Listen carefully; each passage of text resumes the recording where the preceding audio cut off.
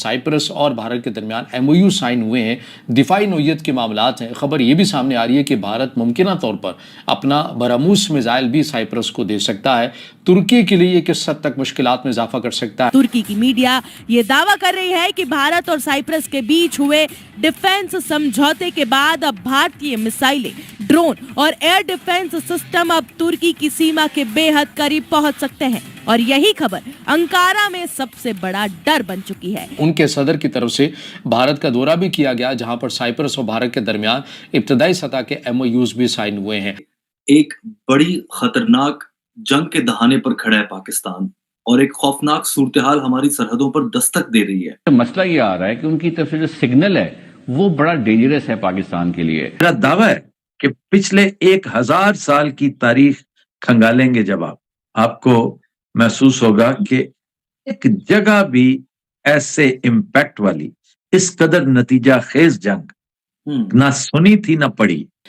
जो तुर्की की सियाहती इंडस्ट्री है उसको धचका पहुंचाने के लिए ये अनाउंसमेंट की गई, ये ऐलानात हुए, ये बाकायदा कैंपेन चलाएगी कि हम तुर्की के अंदर अब जो भारतीय शहरी हैं वो नहीं जाएंगे घूमने फिरने के लिए। इंडिया का स्टांस चेंज नहीं हुआ है, मूडी का स्टांस चेंज नहीं हुआ है, नथिंग हैज चेंज्ड। ये भारत और साइप्रस के ताल्लुकात का अच्छा होना और दिफाई नोयत के होना, ये तुर्की के लिए कुछ खास अच्छी बात नहीं है और तुर्की इसके ऊपर यकीनन जो है वो नाराज़ भी। सिंदूर इसका आगाज़ किया गया और जब ये बुरी तरह से नाकाम हुआ तो भारत को ये मालूम हुआ कि किस तरह से चाइना और तुर्की बिलखसूस पाकिस्तान की मावनत करते रहे, हर तरह से सिफारती लिहाज से भी, दीगर लिहाज से भी। तो भारत और तुर्की के ताल्लुकात के अंदर कशीदगी है, उसके अंदर शिद्दत हमें देखने को आई। इस हद तक आई कि भारत की तरफ से या भारत की सोसाइटी की तरफ से जो तुर्की की सियाहती इंडस्ट्री है उसको धचका पहुँचाने के लिए ये अनाउंसमेंट की गई, ये ऐलानात हुए, ये बाकायदा कैंपेन चलाएगी कि हम तुर्की के अंदर अब जो भारतीय शहरी हैं वो नहीं जाएंगे घूमने फिरने के लिए,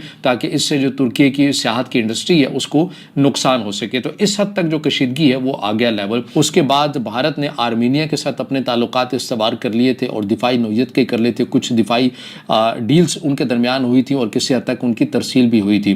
तो इसी तरह आज़रबाईजान के मुखालिफ आर्मीनिया के साथ भारत ने ताल्लुकात अच्छे किए। अब वही फार्मूला तुर्की के मुखालिफ मुल्क हरीफ के साथ, साइप्रस के साथ अब भारत जो है वो करता हुआ नजर आ रहा है और उनके सदर की तरफ से भारत का दौरा भी किया गया, जहां पर साइप्रस और भारत के दरमियान इब्तदाई सतह के MOUs भी साइन हुए हैं। अभी MOU साइन हुए हैं, इब्तदाई फ्रेमवर्क है, इसके अंदर यानी कि इजाज़त होगी कि भारत अपने दिफाई जो हथियार है अब वो साइप्रस को भी दे सकेगा। और जाहिर है साइप्रस और तुर्की के ताल्लुकात कुछ अच्छे नहीं हैं, दोनों के दरमियान ताल्लुकात कशीदा रहते हैं, जोग्राफी को लेकर होते हैं। तुर्की समझता है कि उसका साइप्रस पर हक़ है, साइप्रस ये कहता है कि हमारा वो हिस्सा जो तुर्की ने ताकत के बलबूते पर अपने कंट्रोल में ले लिया है उस पर हमारा हक है। तो इस किस्म के ताल्लुकात है दोनों ममालिक के।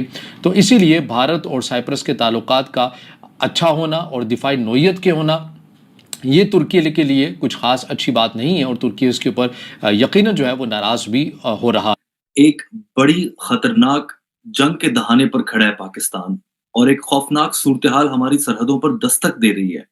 क्या मुराद है आपकी इससे? आप क्या समझते हैं कि क्या कुछ होने वाला है? जंग मेरी तबाही है ताहिर साहब। जंग कोई ऐसी खुशगवार चीज नहीं है कि जिसके बारे में बंदा बगलें बजाए कि देखें जनाब मैंने कहा था जंग होनी है, तो जंग का बिल्कुल माहौल क्रिएट हो गया। मुझे बहुत अफसोस है कि मुझे जैसे बाज बुरी खबर सुनाने वाला सबसे पहले ये कहता है कि मुझे अफसोस है कि मैं आपको ये खबर देने जा रहा हूं, और ये हकीकत है कि मुझे भी अफसोस है कि जंग का मतलब तबाही है और जंग में पाकिस्तान भी इन्वॉल्व है। मेरे अपने अजीजो अकारिब पाकिस्तान में, इवन इंडिया में मेरे अजीजो अकारिब मौजूद हैं। मेरे बेशुमार दोस्त हैं जो इंडिया में मौजूद हैं, मुसलमान वहां पे मौजूद हैं, नॉन मुस्लिम फ्रेंड्स वहां पे मौजूद हैं। सारे के सारे तो एक बिलिजरेंट माइंड के लोग नहीं होते ना, प्यार मोहब्बत और अमन आश्ती की बात करने वाले लोग भी होते हैं। तो जंग एक बुनियादी तौर पे बुरी चीज है, अल्लाह ताला इससे महफूज रखे।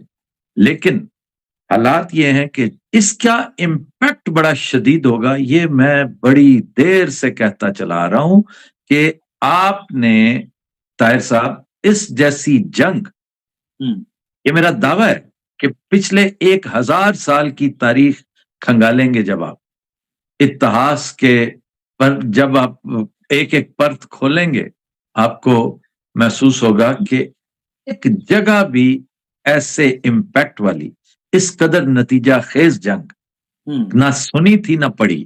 پچھلے تو اس لیے سال میں جی ابھی اس میں 71 کی 65 کی جنگیں ہم بھول جائیں گے یعنی کہ نہیں دیکھیں 65 کی جنگ امپیکٹ فل نہیں تھی, ٹھیک وہ نتیجہ خیز نہیں تھی.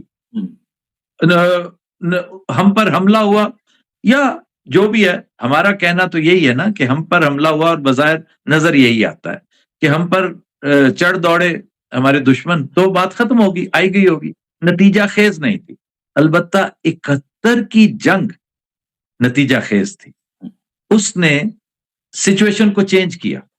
یہ جیسے ہمارے شو کا نام ہے نا سچویشن روم, تو سچویشن کیا ہے؟ سچویشن سٹیٹس کو ہوتی ہے, اس میں اگر تبدیلی آ جائے تو وہ تبدیلی ہے, وہ چینج ہے. 71 کی جنگ نتیجہ خیز تھی کہ اس نے ایسٹ پاکستان کو بنگلہ دیش بنا دیا. اب آ کر جو صورت احوال نظر آ رہی ہے یہ اتنی نتیجہ خیز ہوگی کہ آپ بھول جائیں گے کہ 71 تو چیز ہی کوئی نہیں تھی. بہت کچھ تبدیل ہوگا, نئی نئی چیزیں کریٹ ہوں گی, نئے نئے سسٹمز انٹروڈیوس ہوں گے, پوری دنیا میں اس کا جو ہے وہ اس کا امپیکٹ ہوگا. اور اس کی ڈیٹیلز میں مزید نہیں جانا چاہتا, اس لیے کہ میں آلریڈی 20 مرتبہ بتا چکا ہوں. جس کو بہت شوق ہے, جس کو یاد نہیں ہے, ایک تو وہ بادام کھائے, اپنی یاداشت کو تیز کرے, اور اگر پھر بھی کسی حوالے سے وہ مس کر گیا ہے تو جائیے آپ آرکائیوز میں چیک کر لیں. جنگ کے حوالے سے میرے عام طور پہ تھم نیلز میں جنگ کا تذکرہ تھا جہاں جہاں میں نے ذکر کیا.